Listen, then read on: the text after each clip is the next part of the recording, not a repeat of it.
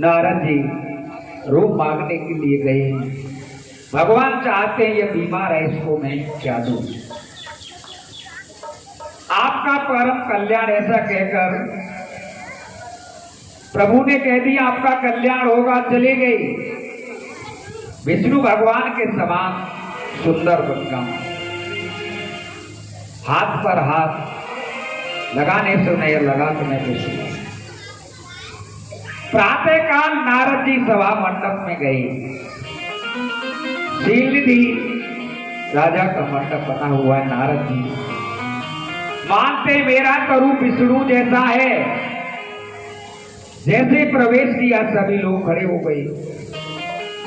ऐसा लोग कहें सत आए, सम्मान तो करना चाहिए। नारद जी ने माना कि विष्णु जी ने जैसा सुंदर रूप दिया है अच्छा ही।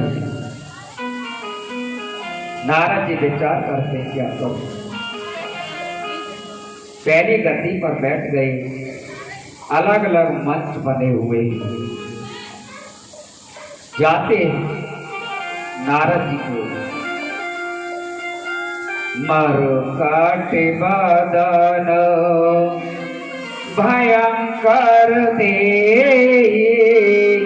देखत हृदया तोलवा दे। राम जय राम जय जय राम, श्री राम जय राम जय जय राम। इस तरह से बदर का रूप दे दिया। वह सभा में सवार रहे, देखते आए तो वो कन्या आई है। नारद जी ऊपर को बार बार सर उठाते। विष्णु भगवान के गले में माला डाली और सर दे। वहां पर भोले बाबा के तो गण बैठे हुए थे। कह दिया कि तुम जाओ अपना मुंह दर्पण में तो देख लो। उनको बंदर का भेष दे दिया। देखा है तो क्रोध आ गया। उन्होंने उन्हें श्राप दे दिया। इस तरह से बानर जैसे मुख वाला विष्णु भगवान को भी उन्होंने श्राप दे दिया। जैसे आपने मुझे बंदर का जो मुंह दिया है, शरीर दिया है, यही बंदर एक दिन आपकी रक्षा करेंगे। इस तरह से नारद जी को चैन नहीं था। विष्णु मोहिनी इतनी क्रोधित हो। एक संत कहते कन्या ने नारद जी नजर हटाली पर विष्णु मोहिनी लाइन छोड़ करके वो नहीं है। इस तरह से विष्णु मोहिनी ने उनके गले में जयमाला डाल दी। तुरंत ही विष्णु मोहिनी दुल्हन ले गए लक्ष्मी निवासा। नृप समाज सब गयो निराशा। श्री राम जय राम जय जय राम, श्री राम जय राम जय जय राम। रामचंद्र भगवान की जय। चले गए। अब नारद जी परेशान ढूंढते हुए डोल रहे हैं। रात से विष्णु भगवान मिल गए। रथ चला रहे थे, एक तरफ लक्ष्मी जी और दूसरी तरफ विष्णु मोहिनी नारद जी के पास से गुजरे। विष्णु भगवान ने नारद जी से कहा देव ऋषि रथ में बैठ जाओ। विष्णु मोहिनी को विष्णु भगवान के साथ देखकर क्रोध में आ गए। अब तक तो मैंने आपका गुणगान किया, आपकी पूजा करता था, आप तो बड़े धोखेबाज। असुरी सुरावेश शंकर आप रमामन चारे। स्वार्थ साधक कुटिल तुम्हें सदा कपट व्यवहार। आप बड़े स्वार्थी हो। इस प्रकार नारद जी भगवान से अपशब्द कहने लगे, आप स्वतंत्र हो, आपके ऊपर कोई नहीं है, आप सबसे बड़े अधिकारी बन गए, इसलिए आपको अहंकार है। आप कभी शुभ अशुभ नहीं देखते, चाहे जैसा कर डालते अपशब्द कहते हुए। भगवान सुनते हुए लक्ष्मी जी से रहा नहीं गया, उन्होंने कहा, भगवान यह धरती असभ्य वासियों से भरी हुए कैसे असभ्य बोल रहा है, आप कुछ नहीं कह रहे। भगवान हंसते हंसते कहते हैं, तुम चुप रहो। नारद जी के मुख से मैंने प्रार्थना सुनी है, तो मेरी प्रार्थना कर रहे हैं। कभी मैं भक्तों पर क्रोध नहीं करता। अब सब सुनने के बाद कहने लगे, नारद जी को क्रोध आने लगा। नारद जी का क्रोध बढ़ता गया। भगवान विष्णु को साथ दे दिया, आपने मुझे बानर बना दिया, सामान्य शरीर दिया, मेरा पहला साप। आपको त्रेता युग में धरती पर राम का अवतार धारण करना पड़ेगा। दूसरा साप है कि आपने मुझे बानर का रूप दिया, संसार में मस्करे का पात्र बना दिया, मुस्कुराते हैं। बंदर को देखकर सब मुस्कुरा का भेष बना दिया। आज तुमने विश्व मोहिनी के स्वयंवर में तड़पा दिया। एक स्त्री का वियोग कितना भयंकर होता है वह आप अनुभव करेंगे। त्रेता युग में आपकी पत्नी सीता का रावण हरण करके ले जाएगा। सीता के वियोग में आपको तड़पना पड़ेगा, रोना पड़ेगा। इस तरह तीनों साप विष्णु भगवान को दिए। ये तीनों साप से उद्धार करके भगवान नारद जी के मन से माया का पर्दा हटा दिया। माया भगवान ने हटा दी। नहीं तो रमान राजकुमारी ना कुछ सब अलोप हो गया। ये सब परमात्मा की लीला थी। न कोई राजकुमारी है, न मां कोई नकर है। हे प्रभु, इस तरह से जब कह दिया है तब नारद जी उनसे प्रार्थना करते, क्षमा करना, याचना करते। मैंने आपका मान कर दिया, मैंने आपको गलत श्राप दे दिया, मुझे माफ करो, क्षमा कर दो। मेरे मन में ये विचार आया। इस प्रकार विष्णु भगवान से बार बार क्षमा मांगने लगे। भगवान ने नारद जी को कह दिया, आपकी कोई कमी नहीं है, अच्छा है। नारद जी बच्चों की तरह रोते, प्रभु आपकी लीला तो ठीक है, पर मैंने आपको जो अपशब्द कहा है, इस पाप को कैसे मुक्त करोगे। नारद जी भी रो रहे हैं। विष्णु भगवान ने कहा, बैकुंठ में जाकर भोले बाबा का जप करो,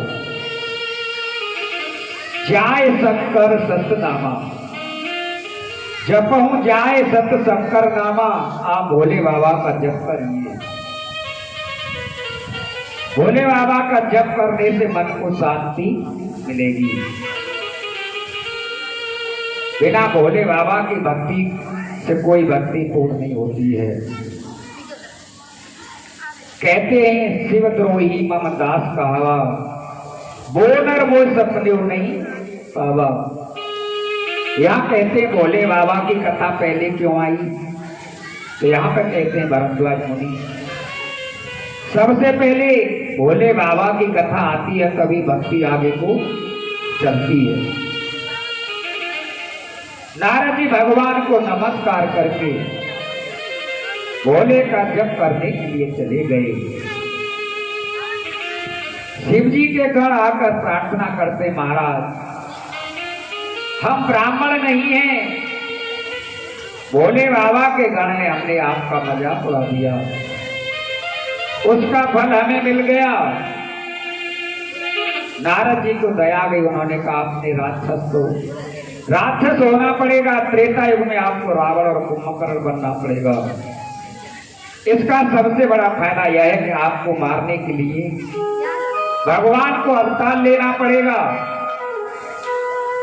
भगवान के हाथों तुम्हारी मृत्यु होगी, ऐसा आशीर्वाद देकर नारद जी चले गए। याज्ञवल्क्य महाराज भारद्वाज जी से कहते हैं, नारद जी बैकुंठ में भोले बाबा का जप करते हैं, पाप से मुक्ति का राव करते हैं। राम अवतार का तीसरा कारण यह है। हे पार्वती, भगवान के प्रकट होने का तीसरा कारण था। नारद जी ने भगवान को साथ दिया। श्यामो मैंने और सतरूपा जिनते भैनर सृष्टि अनूपा। तेरा मुझेरा जय जय राम, श्री राम जय जय जय राम। संपत्ति धर्म आचरणी का अजहुगा बद्रोते इनके लिए का। श्री राम जय जय राम, श्री राम जय राम जय जय राम। ओ राम जी केवल प्रेम प्यारा, शाकिले हो सो जाने निहारा। सिया राम सिया राम जय जय राम, राम सिया राम, सिया राम जय जय राम। ओ चाकी रही भावना जैसी है, प्रभु मूरत देखी दिन तैसी। राम सिया राम, सिया राम जय जय राम, राम सिया राम, सिया राम जय जय राम। कहने लगे भारद्वाज जी, श्यामु मनु और शत्रुपा रानी जिन्हें सृष्टि का पिता बताते हैं, उनकी संतान मान के उनके दो पुत्र हुए। उत्तानपाद प्रियव्रत, उत्तानपाद के गुरु हुए जिन्हें भगवान की प्राप्ति हुई। देवहूति नाम की मनु की दूसरी पुत्री थी, उनके कपिल भगवान हुए, जिन्होंने सांख्य शास्त्र का उपदेश दिया। कपिल भगवान की मां देवहूति ने अपने पुत्र को ही गुरु बना लिया। कहते हैं गुरु की जाति और उम्र नहीं होती। एक बार सूत जी घूमते हुए 88,000 ऋषियों का सत्संग हो रहा था, वहां पर पहुंच गए। जब वहां पर सूत जी पहुंचते हैं तो उन्हें देख करके 88,000 ऋषि सब खड़े हो गए। सूत जी कहने लगे, ये बताओ महाराज, मेरी उम्र 20 वर्ष है, आप कोई 100 वर्ष का है, कोई 200 वर्ष का है, कोई 1000 वर्ष का है, आप ये लोग खड़े क्यों हो गए? सब कहने लगे हैं, शौनकाद ऋषि, हम आपकी उम्र के लिए खड़े नहीं हुए हैं, हम आपके ज्ञान के लिए खड़े हुए। ज्ञान बड़ा होता है, उम्र कभी बड़ी नहीं होती, ज्ञान देने वाला बड़ा होता है। आप हमको ज्ञान दोगे, ज्ञान के द्वारा हमारा कल्याण होगा। अगर हमें ज्ञान नहीं है, रात्रि में हम जाते हैं, रस्सी पड़ी हुई है, अगर हमारे पास में कोई टार्च नहीं है, बल्ब नहीं है, दीपक नहीं है, तो आपका भ्रम कैसे मिटेगा? ये रस्सी है या सांप है? गुरु का मतलब है घुमाने अंधकार, रुमाने प्रकाश। जो अंधेरे से प्रकाश की तरफ ले जाए वही गुरु है। अंधेरे में पड़े हैं और हमें कोई निकलने का रास्ता नहीं दिख रहा। अगर हमें उस गड्ढे से सीधे रास्ते पर डाल दे वही गुरु होता है। इस तरह से कहने लगे हैं, बार बार कहते हैं। ये हिरण्यकश्यप और सब हुई, कपिल भगवान का प्राकट्य हुआ है। कपिल भगवान ने अपनी मां देवहूति को शांत शास्त्र का उपदेश दिया है और इस तरह से मानव शत्रु पर चले हैं, आगे तपस्या करते हैं। मनु और उनकी पत्नी ने भगवान के भजन का निर्णय ले लिया है और इस तरह से मनु और शत्रुपा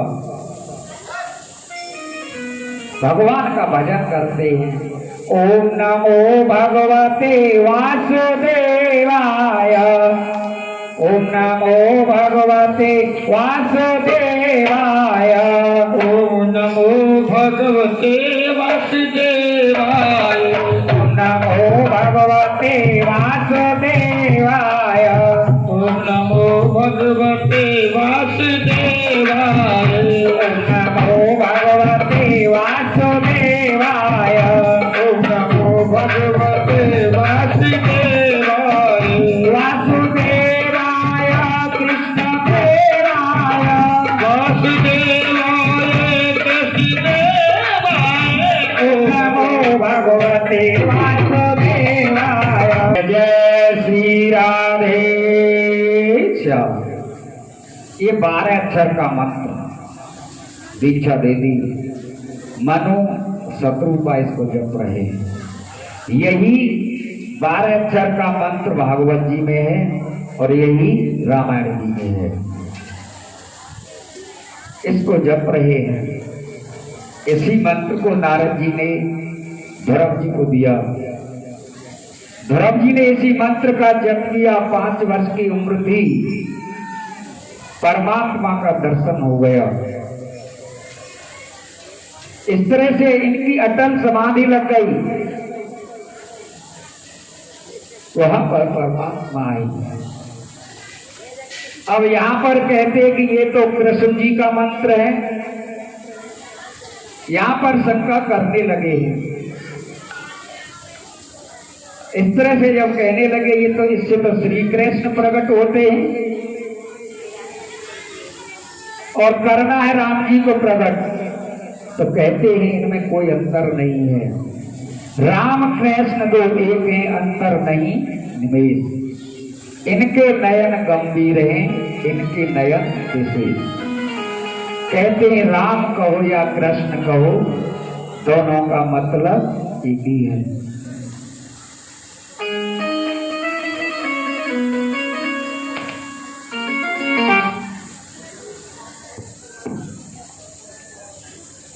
इस तरह से कहने लगे हैं। कहने के कोई अंतर नहीं है। करोड़ों कामदेवों को शर्माने जैसा दिव्य रूप धारण करके जात बाहु प्रभु राम हाथ में धनुष बाण लेकर के मनु महाराज के सामने राम के रूप में प्रकट हुए। साथ में आदि शक्ति जगत मूला आद्या शक्ति मां जानकी जी खड़ी थी। मनु श्री राम के दर्शन करते करते तृप्त नहीं हुए, चरणों में गिर पड़े। परमात्मा का दिव्य रूप देखकर मन भाव विभोर हो गया। मनु को अपने हाथ से प्रभु ने खड़ा किया। कहा वर मांगो। मनु बोले महाराज एक वरदान चाहिए, पर मांगने में शर्म लग रही है, क्या करें? मनु बोले महाराज एक वरदान चाहिए, आपको देना तो आसान है। भगवान बोले महाराज आपको क्या नहीं दे सकते, ऐसी कोई चीज हमारे पास न हो। मनु ने कहा प्रभु आप दानवीर हो, हमारे हृदय की बात को जानते हो परमात्मा। वरदान लोक में शत्रुपा, अगले जन्म में दोनों हम पति पत्नी एक साथ रहे। हमारे यहाँ आप जैसे पुत्र का जन्म हो, आप जैसे पुत्र मेरे यहाँ पर लाला बन के आए। चाहव तुम्हें समान सुत प्रभु सन कवन दुराव, आप जैसे पुत्र की मुझे इच्छा है, केवल इतनी इच्छा है। प्रभु ने कहा तथास्तु ऐसा ही होगा। मनु नाचने लगे, रोम रोम पुलकित हो गया, आंखों से आंसू बहने लगे। भगवान ने जल्दबाजी में हाथ तो मोड़ लिया, पर भगवान सोचने लगे राजन तुमने मेरे जैसे पुत्र की कामना तो की है, मैंने तथास्तु कह दिया, पर मनु महाराज मैं अपने समान पुत्र कहां देखूंगा। राजन मैंने आपसे वादा किया है तो स्वयं आपका पुत्र बनकर रघुकुल में जन्म लूंगा, आप अवध के राजा बनोगे। मनु नाचने लगे। शत्रुपा को भगवान ने पूछा आपकी कोई इच्छा है? महाराज एक इच्छा है, आपने हमारे यहाँ पुत्र बनकर आने के लिए कहा है, ये बहुत अच्छा है। दूसरे जन्म में आप बातों को भूल तो नहीं जाओगे, क्योंकि हमें 14 कोटि ब्रह्मांड का मालिक हमारा पुत्र बनेगा। भगवान ने कहा हाँ मेरी बात कभी गलत नहीं होती, मैं उसका पालन करता हूं, जो कहता हूं उसे करूंगा। आप भी बोले तो अपने वचन भूल सकता है, परमात्मा अपनी बात को पूरा करते ही। कोर्ट में केस चल रहा है, गुनाहगार को पिंजरे में खड़ा करके वकील ने पूछा तेरी उम्र कितनी है? उसने कहा 35 साल। अचानक वकील के मन में आया आदमी 2 बार गुनाह करके पिंजरे बंद है, पर ये अपनी पुरानी आदत को नहीं छोड़ता। तब राम जी कहते हैं मेरा बोलना असफल नहीं होगा, आप मांगो वही दूंगा। मैं आज से मां कहने की तैयारी कर रहा हूं, आपके यहाँ पुत्र बनकर प्रकट होऊंगा। शत्रुपा ने कहा दूसरा वरदान दो, आप पुत्र बनकर प्रकट होना और आप मेरे यहाँ आना, मुझे आनंद मिले, वही हमको चाहिए। प्रभु ने कहा तथास्तु कह करके अंतर ध्यान हो गए, प्रभु आप मेरे यहाँ पुत्र बनकर आओ। धन्य मनु जैसे जिसने मृत्यु पूजा के समय मृत्यु मांगते, आजकल तो मरना ही मुश्किल है। इस तरह से कह दिया आप धन्य हैं। पार्वती से कहते हैं भोले बाबा, फिर रघुवंश में उसके यहाँ राम पैदा होते हैं। इस तरह से बार बार कहते हैं। विश्व प्रसिद्ध केकई देश था, उसमें सत्यकेतु नाम के राजा रहते थे। उसके 2 पुत्र प्रताप भानु अर्मदम थे। सत्यकेतु ने उम्र लायक होते हुए प्रताप भानु को सिंहासन दिया। अर्मदम धर्मरुचि नामक मंत्री था, उसके मंत्रित्व के समय सत्यकेतु वन में चले गई। प्रताप भानु राजा वो इसलिए उसकी दुआई होने लगी। एक समय प्रताप भानु सेना लेकर के गए हैं, तो वहां पर वो तपस्या कर रहे हैं। इस तरह से उन्होंने देखा है, तब कहने लगे, तब बार बार कहने लगे, वे कपट मुनि का वेश बना करके बैठे हुए हैं। वहां पर पहुंचे हैं, उन्होंने कहा है वो तो जानते थे, उनके मंत्री थे, उन्होंने एक बार उनको हरा दिया था। कपट मुनि का वेश बना करके बैठे हैं, उनको वहां प्यास लगी, भूख लगी है। इस तरह से कहने लगे आपका नाम क्या है? तो कहने लगे हमारा नाम एक तनु है, हम एक ही शरीर धारण करते हैं, हम अजर अमर हैं। जैसे कहने लगे प्रभु आपकी उम्र कितनी है? तो कहेंगे हमारी इतनी है, आपकी इतनी है। इस तरह से कहने लगे। कपट मुनि ने कहा जब से दुनिया पैदा हुई है तभी से हूं, मैं अजर अमर हो गया हूं, मैं कभी मरता ही नहीं हूं। यहां बैठे बैठे सारी दुनिया को देखता हूं। तुमको जो मांगना हो मांग लो, ऐसा वरदान दे दो मेरी मृत्यु न हो, बुढ़ापा ना आए।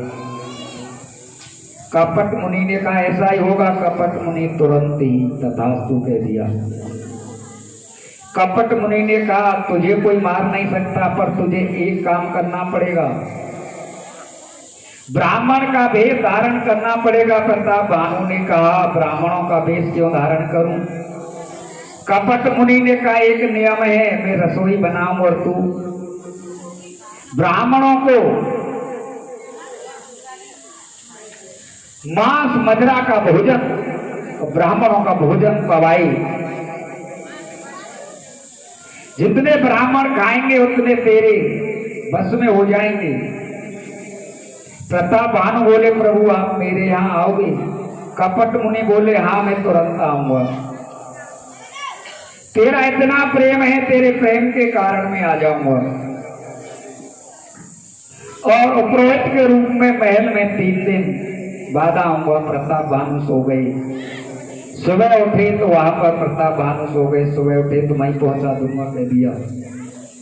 आकाशवाणी होती है और वो आए हैं। अपवित्र रसोई को खिलवाया ब्राह्मण जैसे ही खाने बैठे आकाशवाणी हुई है। विप्र व्रत उठ उठ ग्रह जाओ, ब्राह्मणों चले जाओ, उठ जाओ, या भोजन खाओगे तो तुम्हारा धर्म नष्ट होगा। ब्राह्मण गुस्से में आ गए, परमात्मा ने हमारा धर्म बचाया, नहीं तो वैदिक धर्म से वंचित हो जाते। राजा को साफ दिया प्रताप भानु तेरे कुल में 1 साल में कोई नहीं बचेगा, तुझे पानी पिलाने वाला भी कोई नहीं रहेगा। दूसरी बार आकाशवाणी हुई, ब्राह्मण आपने विचार कर साफ नहीं दिया। प्रताप भानु का कोई दोष नहीं है, ये तो बुरी संगत के कारण घिर गया है। संग का रंग तुरंत अवसार, तुरंत ही संग का रंग सवार हो जाता है। सत्संग का रंग नहीं लगेगा, पर कुसंग का रंग तुरंत सवार हो जाएगा। अच्छी बात एक याद नहीं रहती है, गलत बात पूरी फीड हो जाती है कंप्यूटर में। अच्छी बातों को आदमी सुन नहीं पाता।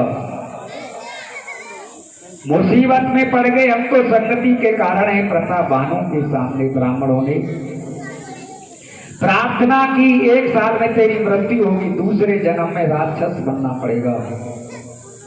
तू इतना शक्तिशाली होगा कि तुझे मारने के लिए राम को रघुवंश में जन्म लेना पड़ेगा।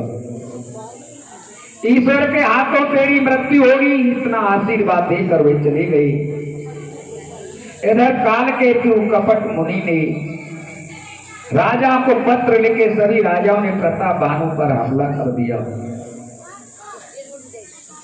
हमला किया और 1 साल के अंदर प्रताप भानु का कुल समाप्त हो गया। ब्राह्मणों के साथ के कारण सब नष्ट हो गई। प्रताप भानु उसका भाई अरमर्दन मंत्री धर्मरुचि अगले जन्म में रावण, कुंभकर्ण और विभीषण का रूप लेते हैं।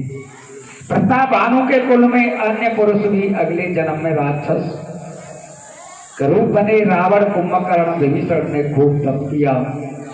ब्रह्मा जी ने आकर कहा मांगो, तब रावण ने कहा वानर और मनुष्य के हाथों हमारी मृत्यु हो। ब्रह्मा जी ने कहा तथास्तु। कुंभकर्ण को देखकर ब्रह्मा ने सोचा कि इसका जागना खतरे में है, यह सो जाए तो अच्छा है। सरस्वती ने कहकर ब्रह्मा ने उसकी बुद्धि को बदल दिया। कुंभकर्ण 6 महीने सोता है, एक दिन जागता है। तुलसी जी ने विनय पत्रिका में लिखा है कुंभकर्ण अहंकार समाप्त हो जाए तो बहुत अच्छा है, यह निर्मूल होगा तभी काम चलेगा। कुंभकर्ण को सुला दिया। विभीषण ने भगवान की भक्ति का वरदान मांगा, ब्रह्मा ने उन्हें वरदान दिया। फिर रावण को मैं दानव का राक्षस मिला, उसने समुद्र के बीच में त्रिकूट पर लंका नाम की नगरी बनाई।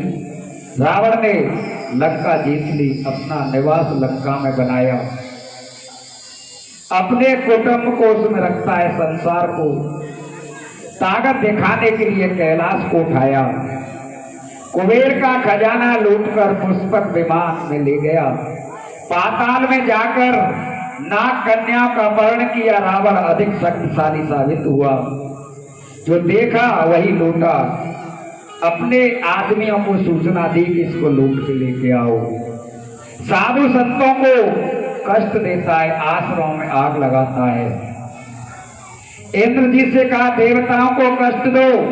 इस प्रकार रावण ने सारे संसार को अपने काबू में बस में कर लिया। उसके आदमी मिलकर समाज को कष्ट देने लगे। माँ नहीं मात, पिता नहीं देवा,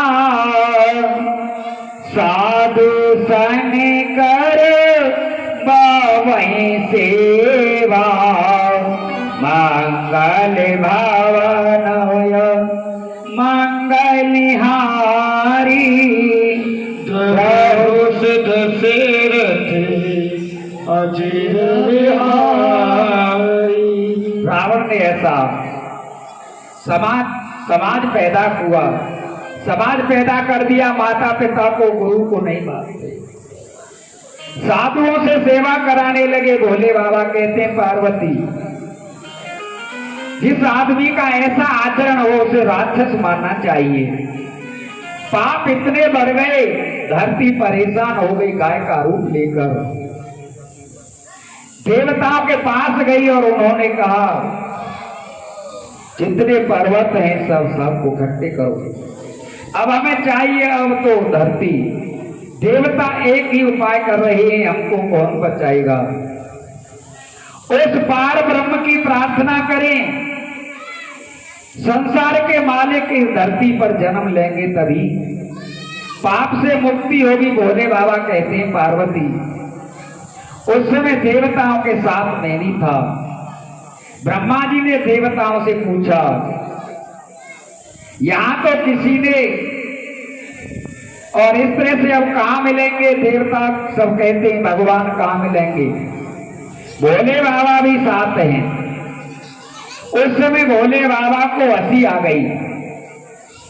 देवता कहने लगे भगवान कहां नहीं है, आप में प्रेम होगा तो भगवान मिलेंगे। भोले बाबा कहने लगे, हरे व्यापक सर बत्रिशमाना, प्रेम से प्रगट हो में जाना, मंगल भवन अमंगल हारी, जब होश से रखे अजीर बिहारी। भोले बाबा ने कहा यहीं पर प्रेम से प्रार्थना करो तो भगवान यहीं प्रकट हो जाएंगे। ब्रह्मा जी को शिव जी की बात अच्छी लगी। साधु साधु कहकर शिव की प्रशंसा की। ब्रह्मा जी के नेतृत्व में देवताओं ने स्तुति की। तभी आकाशवाणी हुई, मैंने पहले जो बात कही थी और साप लिए उन सबके फलस्वरूप अंश सहित में सूर्य वंश में प्रकट होऊंगा। धरती के दुखों का कष्ट दूर करूंगा। हे ब्रह्मा जी थोड़ी प्रतीक्षा करो। आपको जितना प्रयास करना था वो कर लिया, अब मैं आऊंगा। आपने प्रार्थना कर ली, अब थोड़ी सी प्रतीक्षा करो, अयोध्या में अवसर लूंगा। बानर उत्पन्न धरे हर पद सेवई जाए। आप बंदर और रीछ बानर का रूप लेकर परमात्मा के आने से पहले आंशिक रूप धारण कर लो। प्रत्येक देवता ने ब्रह्मा जी की सूचना को सुना है। उससे पहले बंदर और रीछ रूप धारण करके ऋषि मुनि आ गई।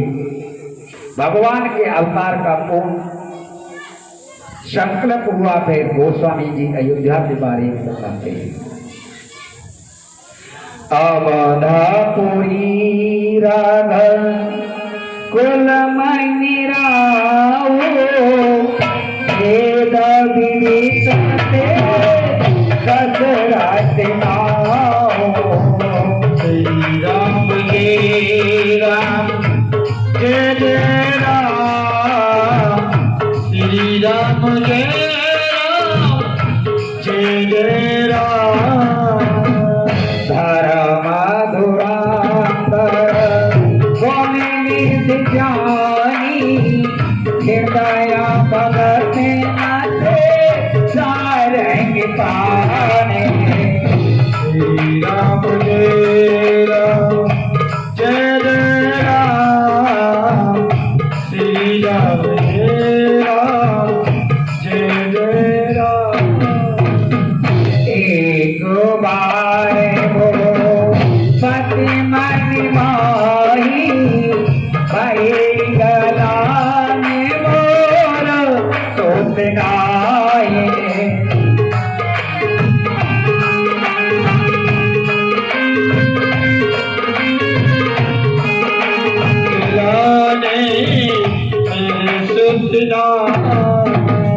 गुरु ग्राह गाय तो रथ महिमा सरवन देता करे हो विशाला।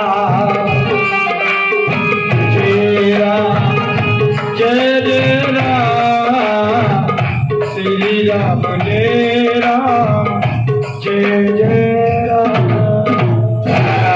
धीरा हो भाई दोस्तारी श्रवण में देता भरत भाई हारी।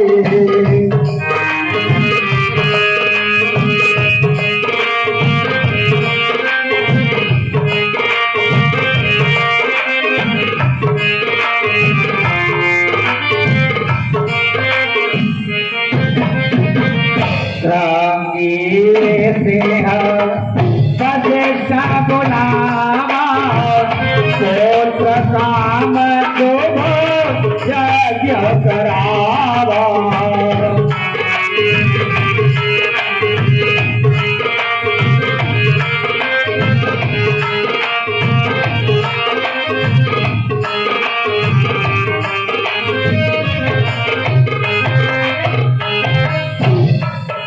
यहाँ पे कहते हैं तुलसीदास बाबा,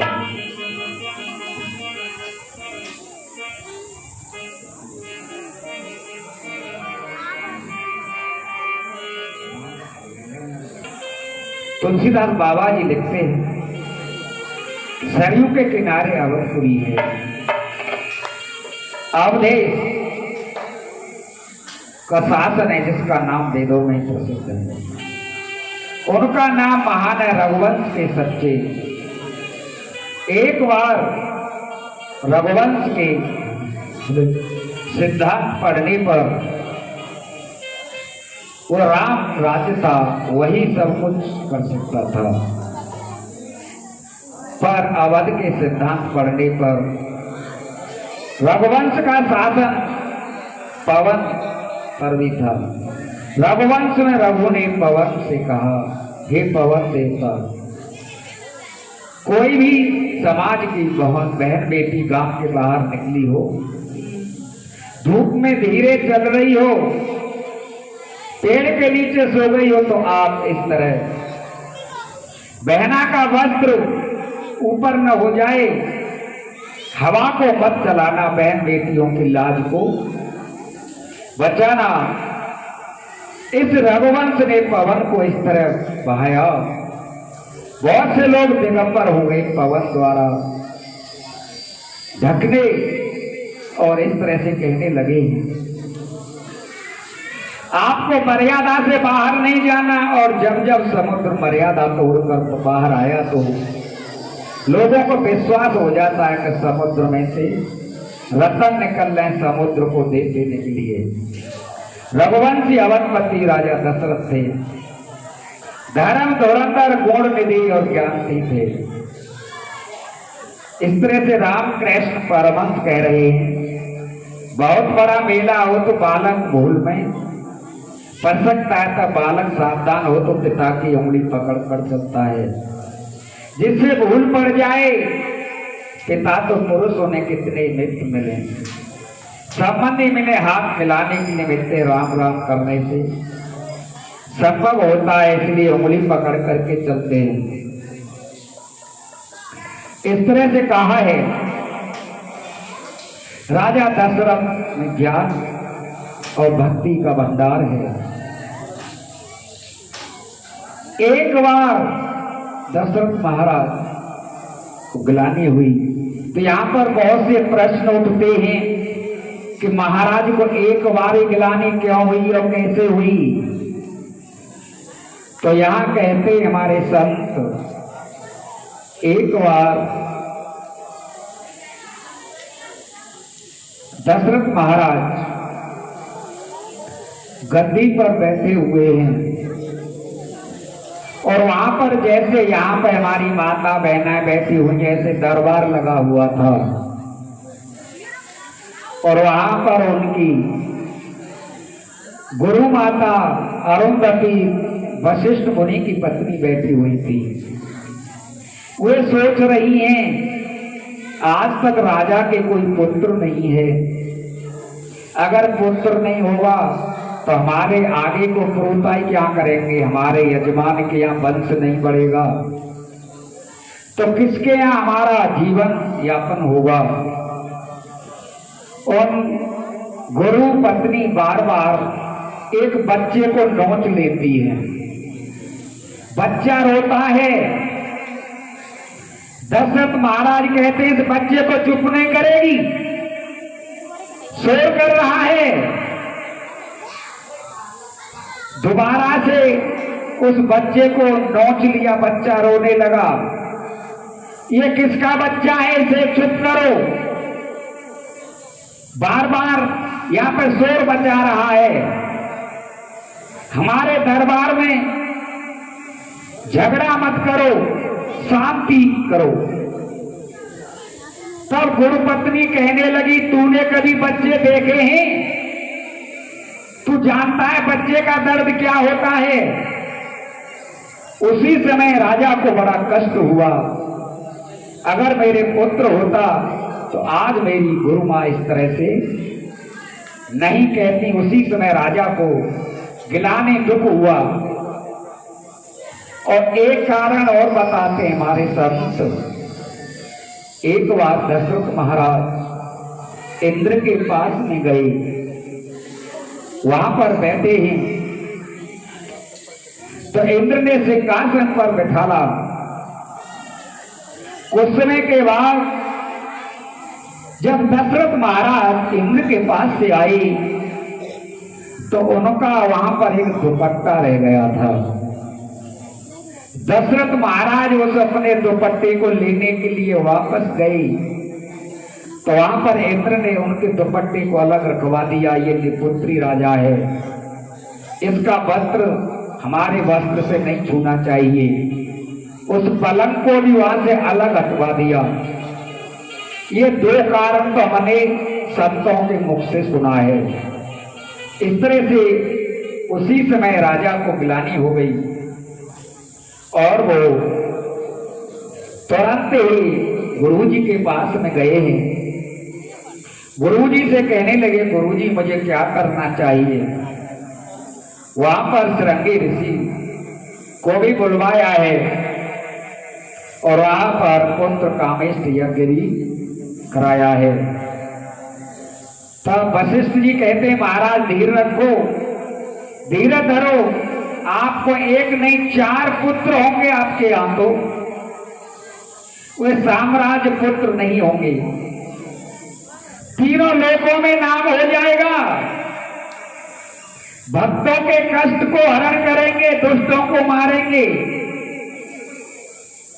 दशरथ महाराज ने आदेश दिया, सामियाना डाला गया, सभी संत ऋषियों को बुलाया गया, श्रृंगी ऋषि को बुलाया, गुरु जी को आचार्य पद दिया, विधि पूर्वक यज्ञ हुआ है, अंतिम आहुति पूरी हुई। स्वयं यज्ञ नारायण हाथ में चरु लेकर के प्रकट हुए हैं। यज्ञ नारायण ने गुरु जी को सूचना दी, ये जो प्रसाद है चरु है, दशरथ जी को दो, कहना इसे अपनी रानियों में बांट दें। सूचना देकर अदृश्य हो गई। उस समय जय जयकार होने लगा। दशरथ महाराज ने मुनि के चरण स्पर्श किए, गुरु जी की कृपा है। गुरु जी ने कहा दशरथ यह प्रसाद लो, तीनों रानियों को बांट दो, यह प्रसाद आपके यहां 4 पुत्र इस प्रसाद से पैदा होंगे।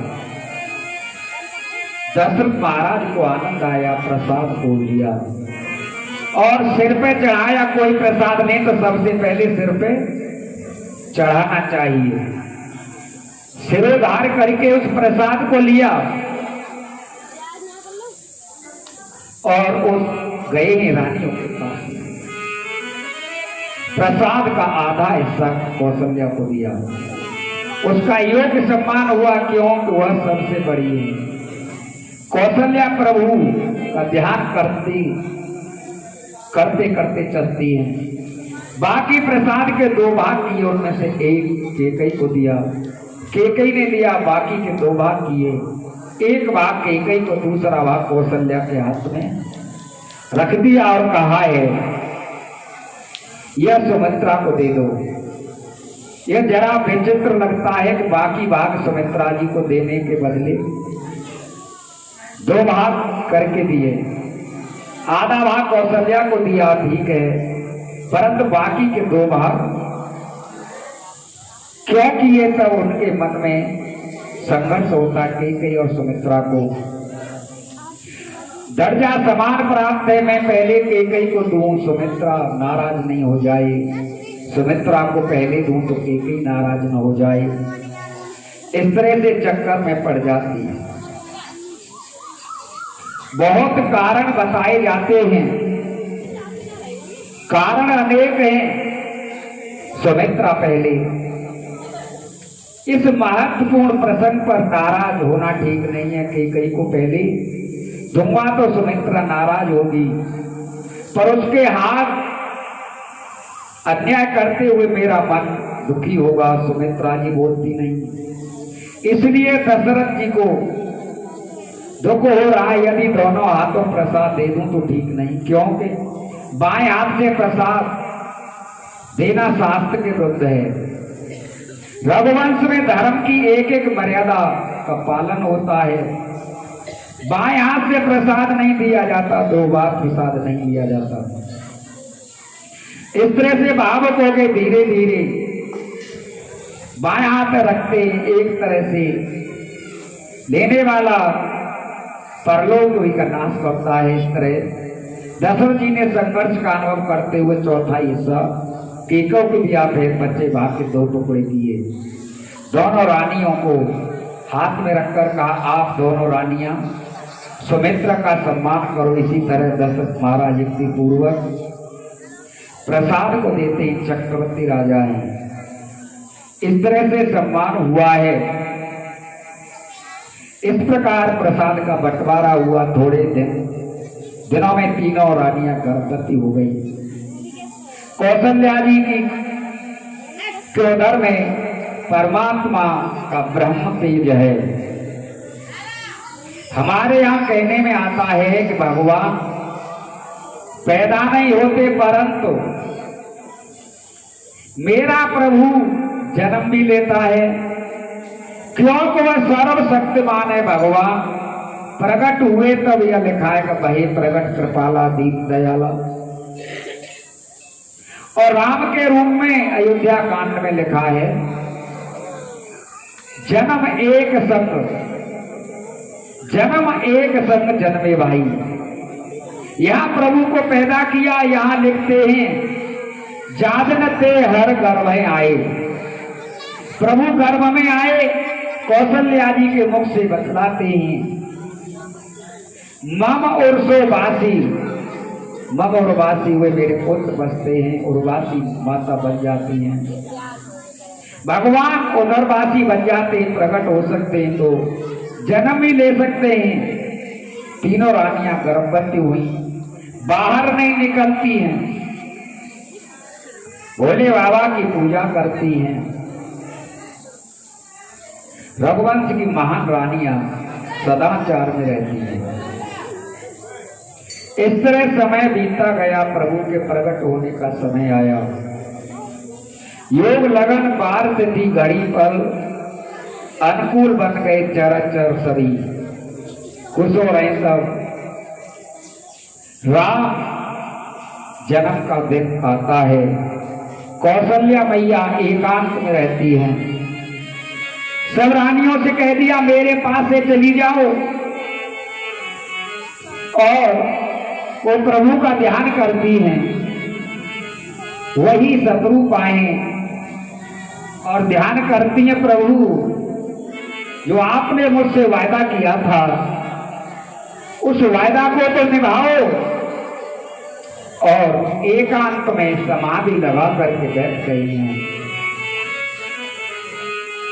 और याद करती हैं, प्रभु को तुमने वायदा किया था, आज उस वायदा को तो पूरा करो मेरे प्रभु। बोलिए राघवेंद्र सरकार की जय, जय जय सीता